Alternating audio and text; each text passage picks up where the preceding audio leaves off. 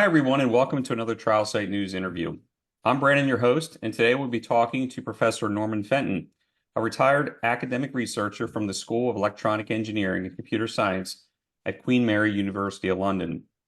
Professor Fenton, along with two other researchers, published a paper recently pointing to severe miscategorization bias involving the COVID-19 vaccine. Professor Fenton, thank you so much for joining us today.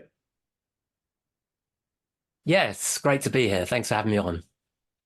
Can you give your audience a brief summary on how you, along with two other researchers, teamed up to complete this study? Yeah, sure. So the two other researchers, who are Martin Neal and Scott McLachlan, are actually just a part of a group which was originally looking at this problem, starting from when the vaccination was rolled out in early 2021, because then the UK Office for National Statistics started publishing mortality by vaccination status data, and they were using it to infer that the vaccine was saving lives because the unvaccinated were dying from COVID at a higher rate than the vaccinated. But the data also showed that the unvaccinated were dying at a much higher rate from non-COVID diseases. And moreover, in each different age group, this non-COVID mortality in the unvaccinated was peaking when the vaccine rollout was peaking. And this is, of course, completely weird. And we showed that you would observe that phenomenon, even if it was a placebo vaccine, if all you did was delay by 1 week the reporting of those dying shortly after vaccination. But moreover, and this is the key point, you'd get exactly the same effect if you classify those dying shortly after vaccination as unvaccinated. And then we saw that all the studies claiming vaccine effectiveness were indeed assuming that a person who gets COVID, by which they just mean they test positive on a PCR test, within some fixed period, typically up to 14 or 21 days after vaccination, is classified as unvaccinated. And what this means is that during a rapid vaccine rollout, even if the vaccine was worse than useless, you'd still be able to claim very high vaccine effectiveness during that period. But it's just an inevitable statistical illusion resulting from the misclassification. And that's why we called it the cheap trick. I mean, just to give a very extreme example, just to get the point across, just assume that, let's assume that, that everybody who gets the vaccine gets infected with COVID within the first 14 days. It's a truly terrible vaccine because it gives everyone COVID within the first 14 days. Well, assuming you don't get reinfected within, say, 3 months, then over the period of 3 months, you'd actually get no COVID cases recorded for the vaccinated because all those people would be classified as unvaccinated cases. And even if you just simply excluded those people who were vaccinated and got it within that period, then you've still got 100% efficacy because you've still got no COVID vaccinated people being classified as being cases. So we reported for about 3 years, actually, on quite a few of the big, well-cited studies which were claiming vaccine effectiveness, showing that they were all biased in some way because of this cheap trick illusion. But more recently, for this paper, we decided to do a systematic review of COVID vaccine efficacy and safety, just to see how widespread the issue was. And that's what we did over the couple of months before publishing our results online a couple of weeks ago. Can you take us through your study method? How did you identify the 39 studies that were actually candidates to evaluate? It was actually 38. We've done we had to do a couple of changes to the paper because it turned out that one of the studies used a completely different type of bias and wasn't relevant. What we did was we searched the two main literature databases where these types of medical studies are published. That's PubMed and Scopus, for any papers which were presenting either retrospective health records or prospective clinical trial of one or more of the COVID vaccines where efficacy or safety was an endpoint. So we used the obvious search terms: COVID vaccine, efficacy, safety, etc. And the initial search returned over 2,200 papers, but there were about nearly 500 of those were duplicates.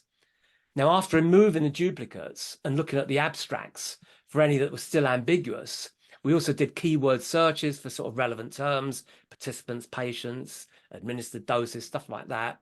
And we read around those to see whether those were used in the context of a proper trial, or rather if the paper was a review of other people's trials, because we were interested in the sort of the novel studies, novel trials.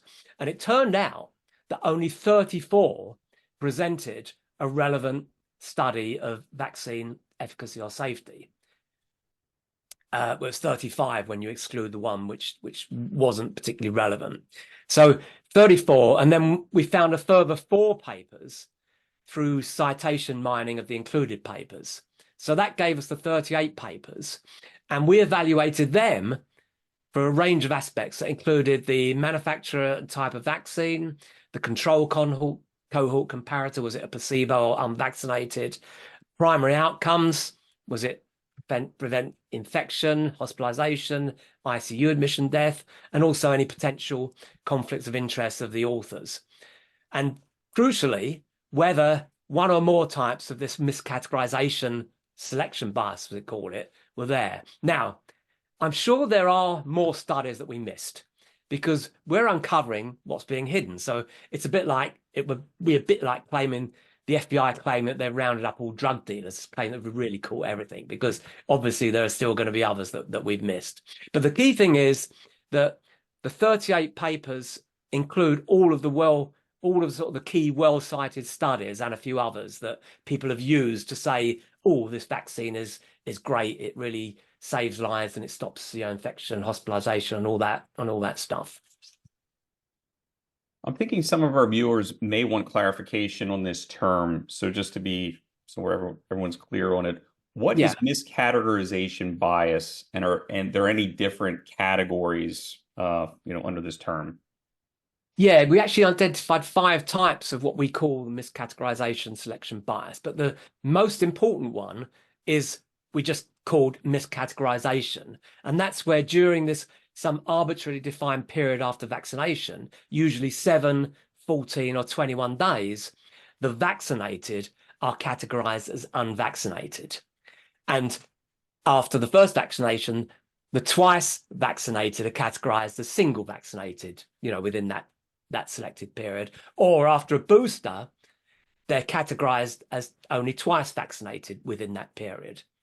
Now, look, we know the rationale for why they do this, because they say, well, it has to take time for the vaccine to work. So we shouldn't classify people as vaccinated until there's a reasonable period of time, for the vaccine to work. But in terms of using it in these studies to claim effectiveness, it introduces this massive bias. The other key type of bias was the so-called exclusion bias, where participants who are vaccinated but would become infected or died again during that arbitrarily defined period, are neither categorized as unvaccinated or vaccinated. They're simply removed from the analysis. But you get the same, the effect of the bias is more or less the same with that. There were some other less common types. Also, there's sort of an unverified category where participants whose vaccination status is unknown or unverified are simply categorized as unvaccinated.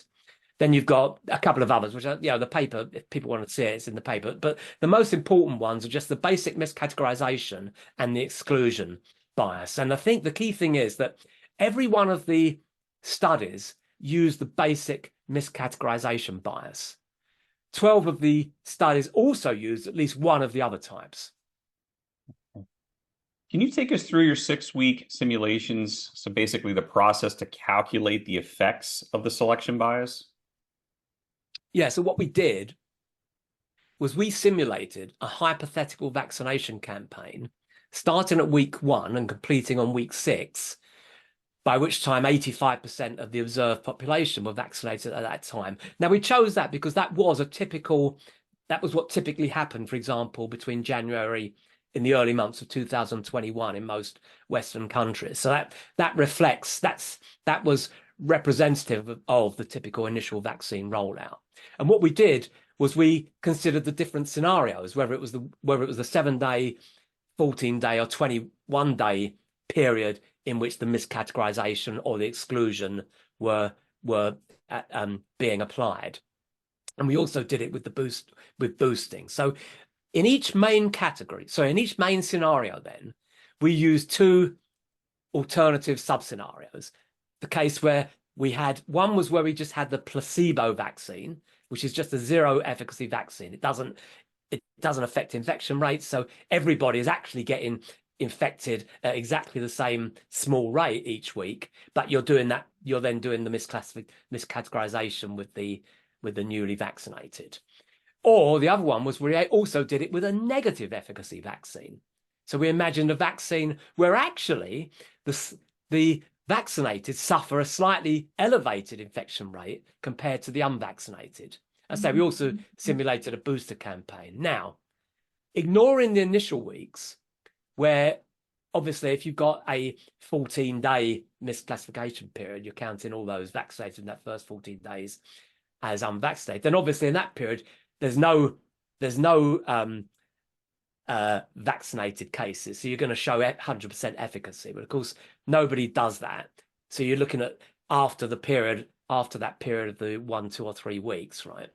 And in that case, what you see is that it starts off in all cases, in all of these scenarios, even with the negative efficacy vax, you're seeing apparently 90% efficacy, which then gradually declines because obviously when you get to between the 7 and 9 weeks, depending on what the delay period was, eventually the reported infection rates become the proper unbiased rates. But up to that point, all the infection rates are biased because of the miscategorization. So you'll see what has been seen in practice. The simulation simulates exactly what we see in practice, which is you start with this sort of 90, even 95% efficacy in the first couple of weeks, and then it gradually goes down.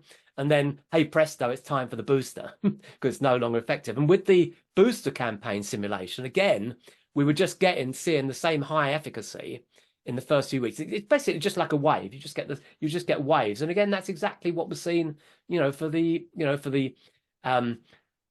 booster campaigns. Curious on the software used to run the simulations. Did you develop the software? Is it available for others to use? It is all we did was use Excel. It's incredibly simple. These are incredibly simple spreadsheets. And in fact, we've got 2 Excel spreadsheets for just because people have argued, well, they weren't happy with the way we were handling the denominators. So we did it with the 2 alternatives and you get the same results essentially. And those spreadsheets, actually, we didn't mention them in the availability in the draft paper, but they will be this afternoon available on our Substack. Because we've done a Substack article about it, which is our Substack is Where Are the Numbers? Yeah. So we'll link to that Substack. Really simple. Sorry. Anyone with any knowledge of Excel, no macros, there's nothing fancy in there. You can just see it and you can just run it and see that this is easy to repeat. Anyone can do it. Great. Is there a linear correlation to the amount of boosters to the calculated selection bias? Meaning the more the boosters, the higher the percentage of miscategorization bias? In the simulation, because of the assumptions we're making that the first vaccination will stop after whatever it is 6 weeks, so nobody's getting more, and then after 12 weeks it starts again. They either get the second or they get the booster. So you simply get this exact repetition in the same waves. Okay. So the bias remains constant, basically. Right. Okay. Just to clear that up, we do know that the paper from our trial site news article, it lists there at the end, it has been updated to ResearchGate. Do you have any idea if it will be peer reviewed? Do you have any updates for us? At the same time as we put it on ResearchGate and medRxiv, incidentally, unlike ResearchGate, medRxiv does allow you to do this slight updates. And we did this slight update because one of the studies we had to remove because it wasn't relevant. But at the same time, we did submit there. We submitted it to a proper peer-reviewed journal, namely the Journal of Evaluation in Clinical Practice. And we submitted it there. I mean, we've had all kinds of, because of the censorship of anything which kind of like in these academic journals, the prominent ones which counter the narrative of the safe and effective vaccine. We've had all kinds of problems. I mean, we even had, we've written, for example, to journals like the Lancet and New England Journal, where some of these prominent studies that are included in this paper, where they originally came out, and we've highlighted the problems with these biases and how it's these biases aren't taken into account. And the journals just refuse to publish this. They just refuse to publish the letters. So we've submitted to this particular journal. The reason we put it there is because that's one place where actually there was a paper which was by Fung, Jones, and Doshi. That's actually Doshi, who's the sort of editor of the British the BMJ. So he's a sort of prominent, important guy. They did have a paper published there which did cover this issue to a certain extent, but ours is the first systematic review of the problem. Right. So hopefully it'll get accepted after peer review there. Yeah, we'll post a link for that as well. Is there anything we did not cover today on the discussion? Any final thoughts for our audience? Well, I mean, we've certainly covered what we did in that paper in detail, but I mean, we come back to this issue of are these how safe and effective are these vaccines? What we're showing is that despite the claims of these studies, there isn't any evidence. I mean, you just have to look at the real world evidence, your own personal experience. I mean, who do we know? Who do you know who still gets COVID, who still gets test positive for COVID? It's not the unvaccinated, it's the vaccinated. So we certainly know it's not effective. And what isn't in this paper, we've of course covered it extensively on our Substack and in other articles, is that not only the claims, well, they sort of said, okay, well, it might not be effective, it might not stop you getting COVID, but at least it stops you being hospitalized or becoming really ill with COVID. That's nonsense. We've shown that just isn't the case. And again, your own real world experience, the people, and even with death, the people who are who have been dying with COVID, it's the vaccinated, it's not the unvaccinated. So this is, you just have to look around you and ask your friends, family, colleagues, whatever. These vaccines, there's no evidence that the vaccines are either effective or particularly safe. I'm not one of these who's claiming that there are massive deaths caused by the vaccines. Of course, we know all about the safety signals. We've done extensive work on that. We know that there are increased incidences of certain types of disease amongst the vaccinated. The verdict's still out on the scale of the number of of serious adverse. We know that there've been millions reported. In terms of the direct causal relationship to the vaccine, that's more difficult, of course, to prove. But the evidence suggests that there are these vaccines, because just on the basis of them not being effective, right? The evidence is that these should have been withdrawn long ago. There's no reason why anybody at all should be getting any of these vaccines. Professor Norman Fenton, thank you so much for joining us today. You're welcome. And for unbiased news and opinion articles and the latest in scientific research, please visit trialsitenews.com.